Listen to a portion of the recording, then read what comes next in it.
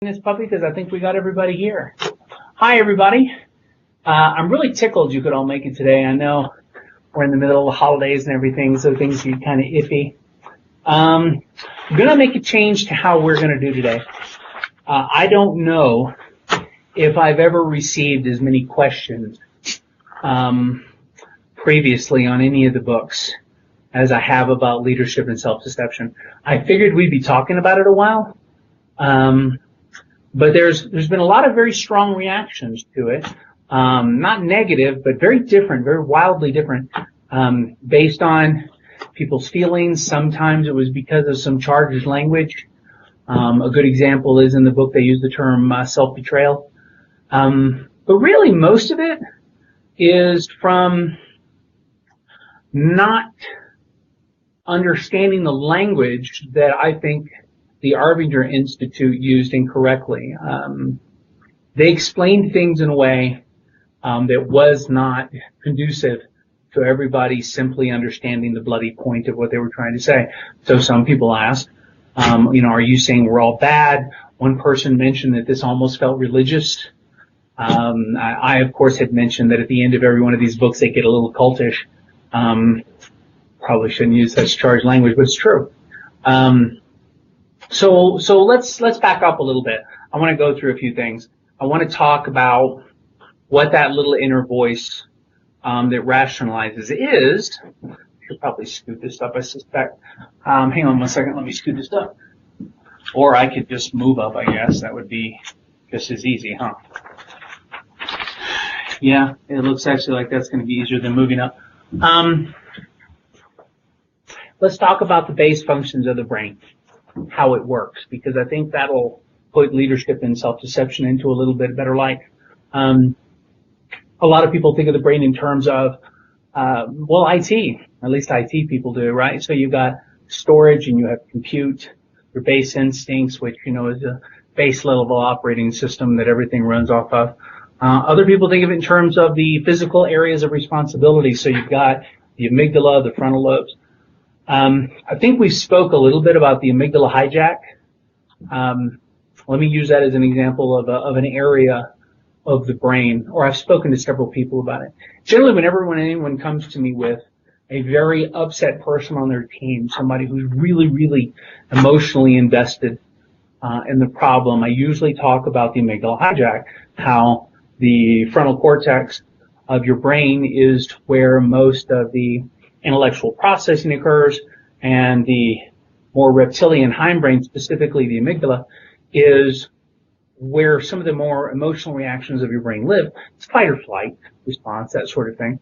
And how if people get really upset about something, they quit consciously thinking, they just go into a realm of feeling and reacting to stimulus. And the best way to get somebody out of a moment of extreme energy and emotion is to ask them questions. And you ask them questions over and over again. Okay, explain to me exactly why you're saying this. Okay, and what about that made you think this? And you just start asking questions after question after question. And I think, as we've discussed before, usually by the fourth or fifth question, having them recite the issue and then you ask question after question, they start calming down. It's inevitable. Sun follows night, day follows night. You'll see it. And what you're seeing is the questions are forcing them to start spending more of their conscious investment of that moment in the frontal cortex of their brain, which is where thought is, which is where conscious thought lives. So by going that route, by asking questions, you can often diffuse a situation without the need for an argument. You just simply ask and walk them through, and they come back. These are things that we know about the brain today, that there are certain areas that are involved with certain things. This more on the left, this more on the right, this more in the front, this more in the back. But it doesn't tell you anything at all about why it does the things it does. It doesn't actually explain anything to us. Likewise, other people know about the physiology of the brain. So they know about neurons, primary and secondary nervous systems, etc. How the actual electrochemical transfer between neurons allows you to, feel this, send this little thought, how they travel back and forth through. We don't know how the thinking occurs, but we know how the signals travel through. And that those receptors carry all sorts of interesting things. I mean, the reason that aspirin works, the reason that ibuprofen works or whatever, is they're literally blocking between two neurons certain chemicals from being able to come through and be able to reabsorb, and they block the pain going past that particular point. Opioids, etc., actually spin some of the same things that happiness does. I mean, you can fake that by running past a certain wall. There's all sorts of incredible things with the physiology of the brain, but none of those explain conscious thought or consciousness. And I think that's kind of where we need to get into for this to make sense. And I'm just going to nerd out on you like a big time. I can't even explain the amount of nerd we've walked into today. I hope you can deal with it. Let's go. Psychiatry and psychology, all the way from Freud to Jung, talked about different levels of consciousness and tried to talk about the construct of consciousness. And some of the things they talked about were the ego, the id, the superego, the conscious, unconscious mind. I think Freud had a thing for his mother. We're going to let that go. The fact of the matter is it took interesting concepts they created to try to explain what they saw as the manifestations of how the mind worked. And then, of course, they also tried to work on, what you do when it isn't working correctly. We know today that some of the things that they posited were complete and utter nonsense, but they actually had a couple of things pretty right. They really did. As far as the construct of consciousness, how that happened, still completely not understood. It wasn't until the physical scientists and specifically physicists came about that the particular construct and concept of the brain came into modern terminology and the way we think of it today. One of my favorite guys on this subject was Carl Sagan. I know you wouldn't think of Carl Sagan as being this, but he was one of the last of what I consider the Renaissance men, people who know quite a bit about just about everything. As such, he had a pretty unique view on the brain. And one of my favorite series of quotes from him, and I've got it written down here, the brain does much more than just recollect. It intercompares, it synthesizes, it analyzes, it generates abstraction. The simplest thought, like the concept of the number one, has an elaborate logical underpinning. In fact, the complexity of abstract thought and intuition is as far away from being understood fully as we are from interstellar space travel. Not because we can't model behavior, but because we only have a limited understanding of the process of thought. Sagan described the complexity of the problem by stating that the brain had its own language for testing the structure and the consistency of the world. And that's true, but we don't understand the language. Our concept of how the brain works, and as far as the language in which it operates, isn't even quite to the toddler level. The work that's being done today is amazingly primitive. But even if we understood it, that's not the real problem. The real problem is that the brain works in a realm of sequential probabilities, as much as it works in actual thought. So I should probably tell you as a side note, the ability of the brain to work probabilities in parallel actually led to the creation of parallel processing in CPUs. You guys in IT, you'll understand how dramatic a change that was. You're only, speeding something up by a millionth of a second, but you're doing millions of calculations. You saved an entire second in the processing power. And those minor changes repeated many, many, many times have a very major impact. You see this, basically when someone says 1 plus is 2, right? Before you get to the equal sign, you can say 1 plus, and a modern CPU chip in parallel will go 1 plus 1 is 2, 1 plus 2 is 3, 1 plus 3 is 4. It'll actually start doing the arithmetic so that when the second is added and typed in, it's already completed the processing for that step, and it moves forward. So that's parallel processing. And the whole concept was created because of the way the human brain works. We know that it does things in parallel. We don't understand exactly how. It's great and small. We see it in as little things as the way we think today, in as minor a way as predictive text. So when you're typing something into Google and it says, I want to know the average weight It may say of a gallon of water. It may say of a duck if you particularly spend a lot of time on Monty Python websites. But it's going to do predictive text. Your brain does predictive things as well. If you've ever rehearsed conversations in your mind, if they say this, then I'll say that, but it's almost completely in the background. You're just kind of hearing the conversation. You're actually engaged in parallel processing at that moment. Your mind in the back is going through that entire process. If you've ever suddenly realized the answer to a problem that you've stopped consciously thinking about, your subconscious was in fact parallel processing the whole time without you paying attention to it. I don't think there's anybody here that probably hasn't had that happen a time or two. The probability in parallel processing of the brain is so misunderstood and so significant, really, that studies have been done that have been so far off the mark, it's mind-numbing. I remember there was one study just a couple years ago where a biochemist or a group of biochemists were saying that because of the max potential speed of the interactions between the ends and the receptors of the neurons and the chemicals traveling between those two neurons, was only X speed. Therefore, if we were making decisions faster, our conscious brain was behind the decisions of our body, and it was almost like the brain was a laggard, right?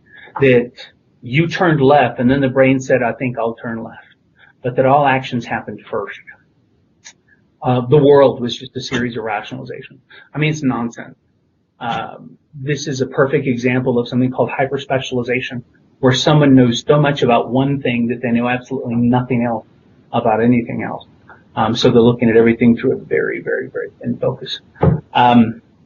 It's more appropriate to say that there's an abstract layer of thought that exists that considers and compares things as they occur outside of your conscious thought. Many have described this as your inner voice, which is really what this book is going to. You see, you thought I was completely gone off on side. That's really what this book is talking about, is that inner voice, this abstract layer of thought that compares and considers everything without you leading it. It's not the same thing as your inner monologue. Inner monologue is conscious thought. When you're basically saying, gosh, I hope I get this. I hope I don't get stuck with this problem. I hope I don't get stuck with that problem. I need to buy a thing for my significant other, whatever the case may be. That's your inner monologue. Your inner voice is an entirely different thing. It's, I think a lot of people, at least I've heard a couple of people mention this. I probably shouldn't say a lot. I think some people consider this why we've created some of the social constructs we have. You've got an angel on this shoulder and a devil on this shoulder. Your conscious and your unconscious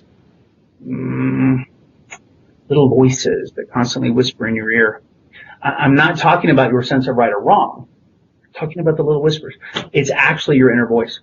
I will tell you that the inner voice is not particularly powerful. It's just that it's persuasive and pervasive.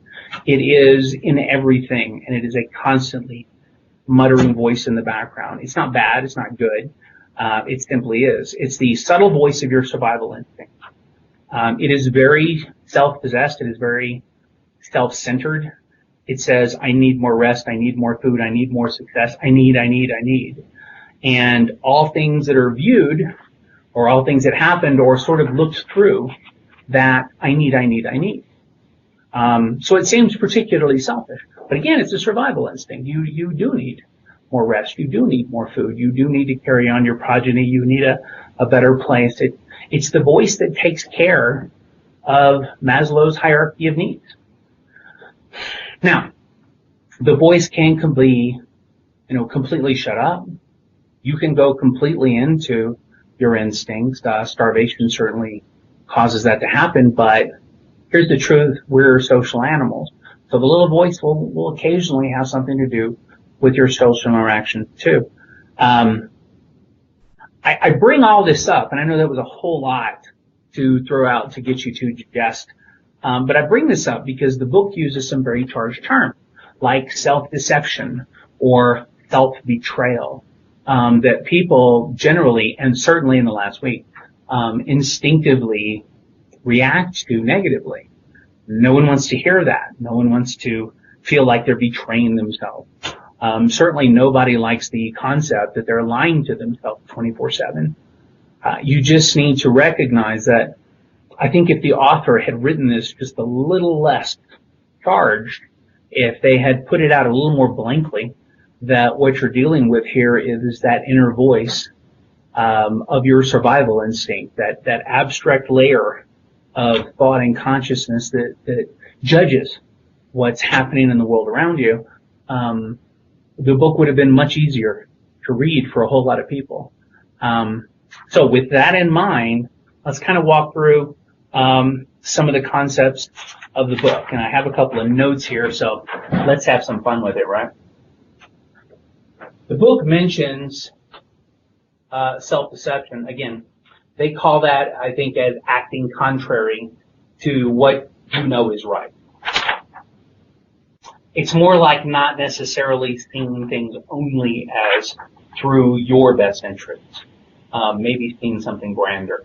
Maybe seeing something larger outside yourself. That makes a lot more sense to me, especially in light of what I know of how the brain works. But your mileage may vary. I think each of you will see this in your own life. But what they do say is that people, one, create their own problems through self-deception. I had a conversation with one of you fine folks about, if the concept of self-deception bothers you, just go with sunglasses. You hear people talk about, they see everything through purple glasses or pink glasses or whatever, and use that term, your own conception. Look through, your own lenses. Might be a better way than looking at it than self-deception. But people create problems because of their own biases, because of their own self-deception. Two, people are often, I add the word often, they don't, they're often unable to see that they are the cause of their problem. Oops, right? I have a problem with the term unable to see they're the cause of their problems. I think if you take rid of the word problem and you put complexity, I think it's more correct. I think you're making something harder than it is, harder than it needs to be, as opposed to creating a problem. But again, your mileage may vary. And finally, people will often resist, and that's kind of a big word, any attempt to stop creating these problems. Again, I think it's about complexity. There is something to that last bit. No one wants their views challenged, especially deep-seated views, none of which are stronger than self-deception, self-betrayal, or your particular worldview that you see everything through. So let's look at a kind of a simple example. I'm not going to do a lot of writing on this. I just kind of want to talk through this with you. The book has several examples, but of all of them, the in the box versus out of the box, seeing through your own glasses versus seeing things clearly, self-betraying versus being true to yourself, I really don't care which form of speech works best for you. It's all the same thing at the end, so don't get hung up on a particular word. Let's use the dog. So the example goes, you're asleep, you're laying in bed, it's the middle of the night, you're laying next to your significant other, so to your left or your right is your husband or your wife or, whatever the case may be. And you're just trying to get a couple of nights sleep. That's all you want is a decent night's sleep. You're laying there, you hear the dog whine, he needs to go outside. What happens? Let's talk about that inner voice. Talk about the little part of your brain, that abstract layer that tries to put things in best terms for you, because that's its only job, to take care of you. You lay there and your first thought is, the dog needs to go out. I should take the dog out. Next to you is your significant other. One of you has to get up and take out this dog. If you do not immediately get up to take out the dog, that little inner voice will start to make your life complicated. That little inner voice will work its keister off for your best interest, not necessarily to make you the best person you can be, but what it sees as more as a Maslow hierarchy, your best interest. And your best interest in this case is to get more sleep. There's a little voice in the back of your head that says, man, I was up late working. Let her get it. It is subtle. It's not an outright thought. It just kind of pops into place. I've been up all night. I'm going to use her as I'm married to a woman, and I'm going to use her just for purposes of this. Your particular thing may change. So, my first little inner thought is, I was working late. I need the rest. Let her get it. Guilt is a powerful motivating force. I'm Jewish, trust me, we know all about it. So your next thought is, I really ought to get it. You know, I get it a lot. I take the dog out more than she does. In fact, I'm always taking the dog out. She should take it out. If you let that little inner voice keep going, it will utterly and completely justify why you should stay in bed. And your significant other, should get up and take out the dog. In fact, if you give that little voice free rein and you let it talk enough, you'll actually resent her. I swear it'll happen. You'll suddenly go from, I was up late. I always take it out. She should do it more. Anyway, I always do. She never, this little voice will convince you that you're completely justified to lay there and, to heck with her anyway. It's subtle, tiny, but it's a never-ending stream of abstract thought. So, what do? Well, first off, you probably should realize that your wife is probably somewhat awake, listening to that whine too, and she may be doing the same thing you are. What a horrible concept. Two people laying in bed, ostensibly they're a team, both quietly and not in a completely understood fashion, resentful that the other person isn't fixing it. It happens all the time. So the book makes the point that your best instincts to be the best person you should be, and again, I hate those terms, is to get up and take out the dang dog instead of sitting there. Not necessarily because it's the right thing to do, not necessarily because you don't want the dog to be on the carpet or anything else, but simply because I want you to stop and think about the negative effects of the resentment you can build sitting there seeing things through the lens created by that inner voice, your own rationalization, what they call self-deception or self-betrayal of the best person you can be. Again, not a big fan of those terms. But think about the resentment you build up. Think about the problems. Think about the unhappiness, the unease, because there's something in you that knows full well that that's not the kind of person you are. And it probably isn't really you all the time. And she may have a big day too. But you can let that little voice convince you to lay in there just for a minute to see if she gets it. And if she doesn't, maybe then I'll get up. All that turmoil, that inner fight now between your inner monologue and this little abstract inner voice, not exactly conducive to a good night's sleep anyway, isn't it? If you had simply gotten up and done the thing without letting that voice run amok in your head, none of this would happen. You'd actually have a happy, healthier state of mind and therefore a happier, healthier state of life. It is a very silly little example of something that I think most of us can relate to in regards to that inner voice. What you need to recognize is when you're in the grip of that perception, of that self-view, that abstract layer of thought, that's when you are what the book calls being in the box. You are completely surrounded by a box of your own build. You have trapped yourself in this box, and your perceptions go no further than the outside of the box, and you're not seeing the reality of the outside world. I'll tell you the truth, I think they did the worst explanation of what the box actually means. But if you just think it in terms of that, it makes a lot more sense. And it also, they talk about, and this is kind of interesting, they talk about the things that happen to you when you're in the box, when you're trapped in your own misconceptions and self-conceptions. of what the world is and what's in your best interest as far as that little voice in the back is concerned. One, it causes you to no longer see people as people, causes you to see them as objects. Let's unpack that a little bit. Anybody that can help your career, they're a positive. Anybody that doesn't help your career, suddenly they're not important. If anything, they may be seen as an obstacle. Is that really how the person you are? Is that really how you want to be? Or is that little, slightly primitive voice in the back of your head causing you to see people as less than they are? Self-betrayal, this is the nice one, is an acting contrary of what I feel I should do for another person. And I think even, you talk about someone's coming with a lot of packages, you need to walk inside because you're late for a meeting. You think, I think I'll hold the door, and that voice is the one that says, I could be late. That voice is actually trying to take care of you. It's not a bad thing. But is that really you? Open the door. That's really the whole point of the book.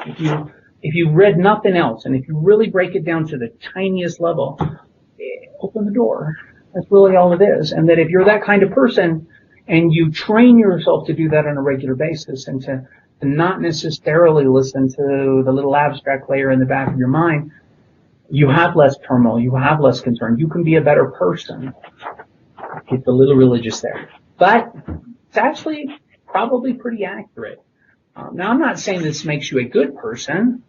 I don't claim to be a good person. I make mistakes all the time. I have all sorts of flaws. I don't think I'm all that in a bag of potato chips. I am religious, but I'm religious because I need help, not because I'm perfect, if that makes any sense. I think it's more about being more true to yourself. Trying. The emphasis is on the word try there. Trying to. So, like I said, open the door. They talk about when you betray yourself, you enter the box. I really hate the word betray. You enter the box, you start seeing the world in a way that justifies your actions and your thought. Your view of reality actually will become distorted.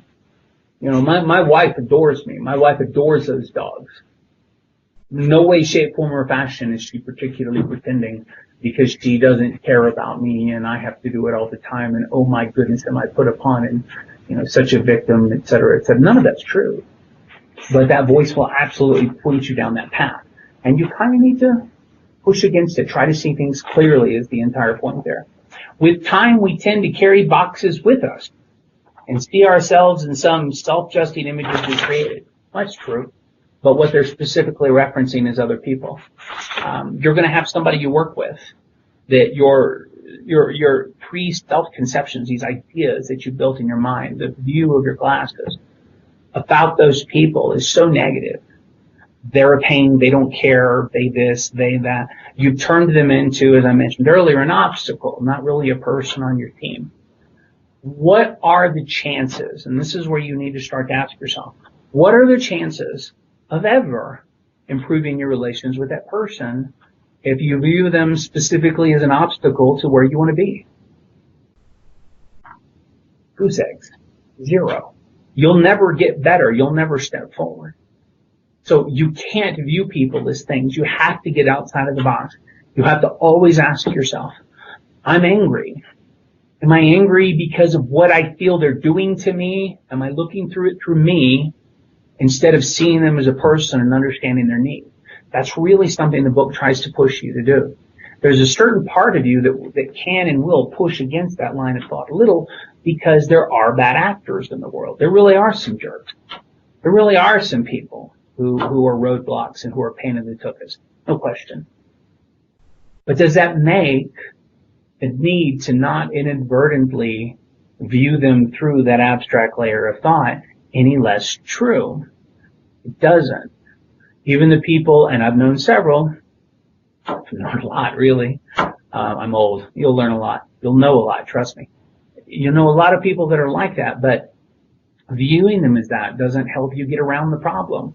Viewing them as that doesn't help you reach them, doesn't help you work it out between them, doesn't help you move forward. You've got to view them as people, even if they are a pain in the tuchus, even if they are a bad actor. That's kind of a point of the book too. If we don't see people as people but as objects, if they act in ways that don't justify the image we built, we may see them as threats. If they act reinforcing the self-justifying image, we see them as allies. If they fail to matter as a self-justifying image we see them as, they become unimportant. I mentioned something about that earlier. It's true. If you carry these preconceptions with you about people, everything they do will be seen in terms of your preconception. And it will just strengthen over and over your view of them as an obstacle, them as a roadblock to you. It's hard to be a leader of people if you don't see them as people. I think the reason it's leadership in self-deception is you're always going to see through your own biases, your own little abstract layer of thought, your inner voice in the back of your consciousness. It's always going to be there. But you've got to try to not let that be a primary influencer. I can tell you that in your personal life, you've probably run into time with friends, with relations, relatives, love affairs, whatever the case may be, where you've gotten into the box, where you've started seeing people through these conceptions. I certainly do with my mother-in-law, but I have to make myself get out of that and see her as a person and recognize that she's got the same fault, hopes and feelings as everybody else, and quit prejudging the situation because of a previous group of thoughts. You have to constantly work to get out of that box. Sometimes you'll find yourself back in it because somebody will come up and say something rude to you, something obnoxious. Suddenly, you're angry. Suddenly, they're bad. They're the reason you're unhappy. They're the reason the day is wrong. Back up. Why are they mad? What do you have to do to get there? Just as your personal life can be affected by your own preconceptions of people, your ability to be a leader in any large-scale organization is going to be directly affected by the same. You cannot lead a team if you can't look at each of them as individuals and recognize what they can and can't do and what they do and don't need and see it with a clear eye. You're gonna get back in the box. It's gonna happen. This is a continual thing. It is a journey, not a destination. And it's yet another reason I have my weekly reset on my calendar that we've talked about before. I will look at the negative events that have happened in this week. I will consider the negative events that have happened in this week, and have I prejudged this person, this person's project, this person's request because of that? And do I need to rethink it? I try. Some people are better than others. You'll have better periods and then you'll get worse.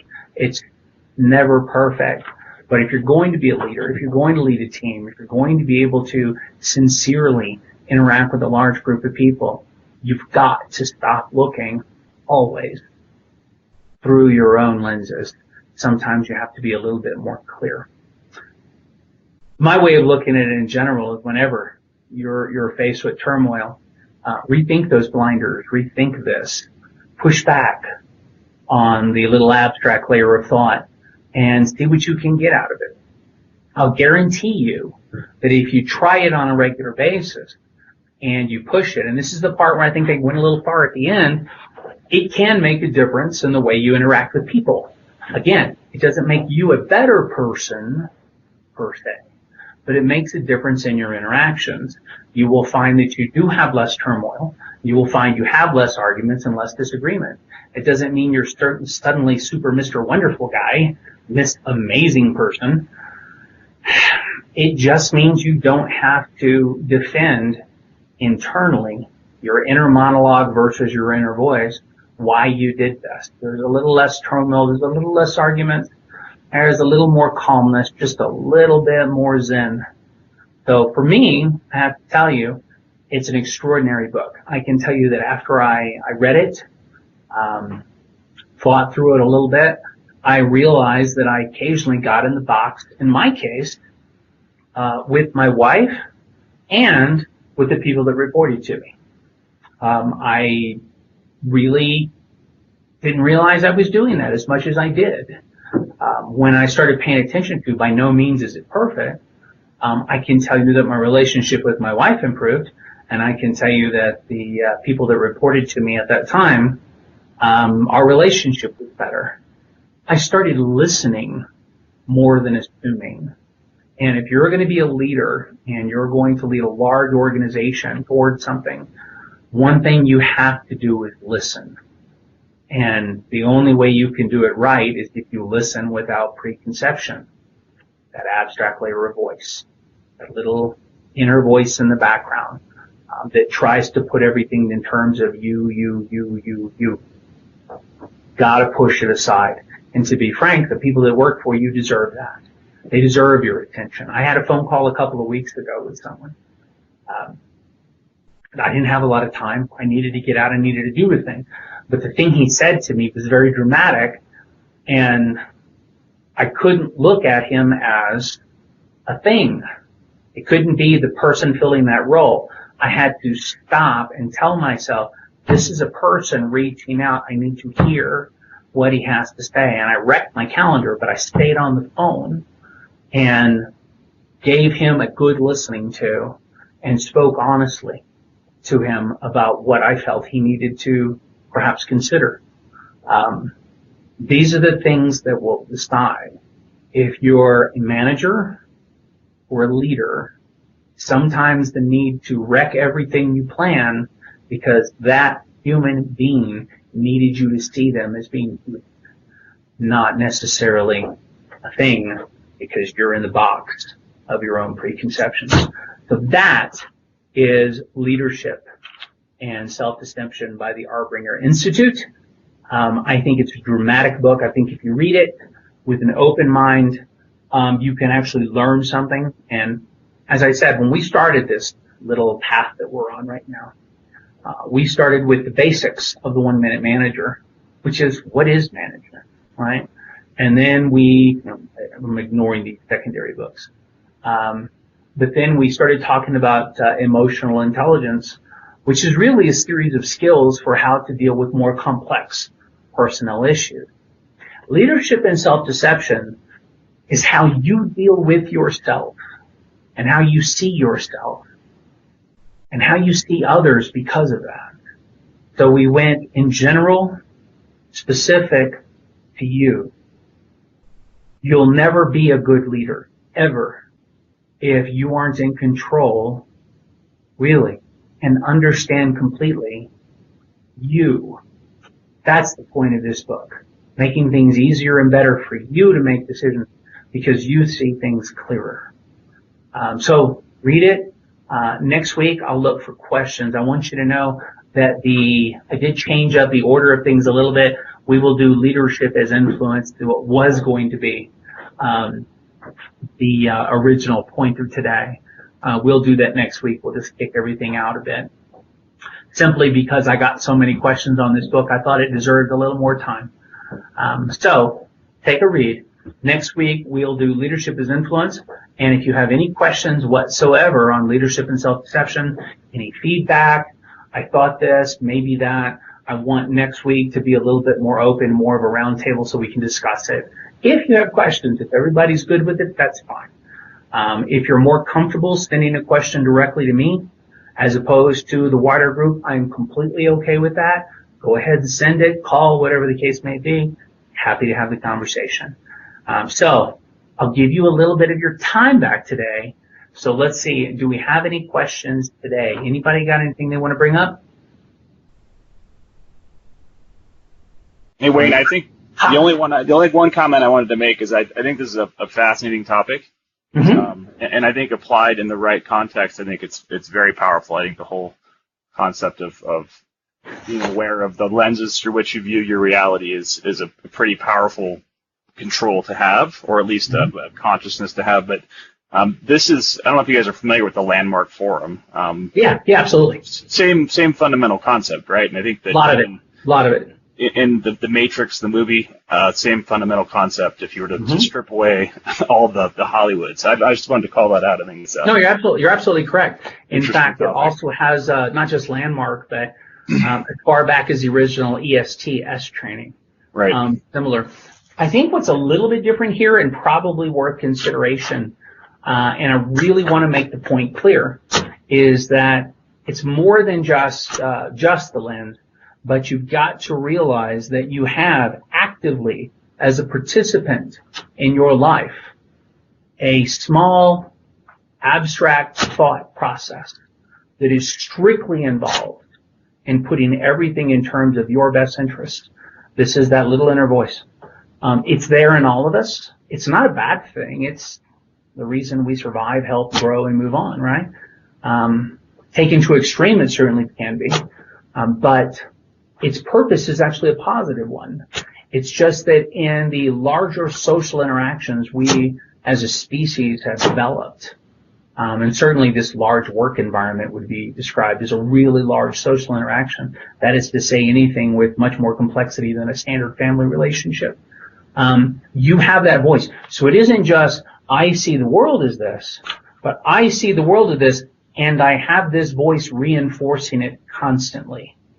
That voice is wholly natural. It's part of your being. You don't feel bad about it. You don't treat it as a negative. You just have to recognize it and make decisions clearly and cleanly apart from it at times. Because you can't always look through everything in terms of your own rational self-interest. So that's probably the only really difference, I think, between that and Landmark, is the Arbinger Institute flat out stating that this is a constant and a continual. And science has caught up to the entire conversation, and we now realize that your base survival instincts include all the way to your conscious thought, and you do have an abstract layer of thought that tries to put everything in terms of your rationalized best interest. So that's probably the only really difference I see. I do think the landmark teachings can be particularly powerful in some instances. And I think that even some of our essential habits, you guys know the essential habits we all went through recently, those big 6 and 7 for a minute, then it was thicker. One of them is be present. And Landmark and, well, almost all of them have some version of being present. And I've actually used multiple times this statement because of that. What is it going to take for you to be here with me right now in this moment when someone wasn't present? And all of those have something like that. So that's a great call out. I appreciate that. That's a good one. So any other questions or comments, guys? Once, going twice, going 3 times. Okay. So what I want you to do read the book if you haven't, finish it if you've started. Take the time to think through it. New Year's is coming up. We always talk about New Year's resolutions. If I were to wish any resolution on you, it wouldn't have a single thing to do with your career. It wouldn't have a single thing to do with weight. It wouldn't have a single thing to do with love life. By the way, those are the 3 number 1 things that people make resolutions about. I would instead make it that simply you practice trying to see people clearly and get outside of the box. And I hope this book helps you. Talk to you next week. Thank you, everybody. Have a great week. Bye-bye.